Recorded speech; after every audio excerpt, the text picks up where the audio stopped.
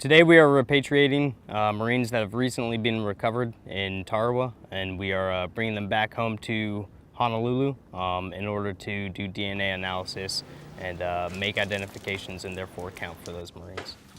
As a Marine, I couldn't ask to do something more impactful or more meaningful. To come here 70 plus years later and be able to bring a fellow Marine home from a conflict where they were essentially unaccounted for, and be able to bring closure to a family even if it's years later, it's extremely meaningful and humbling.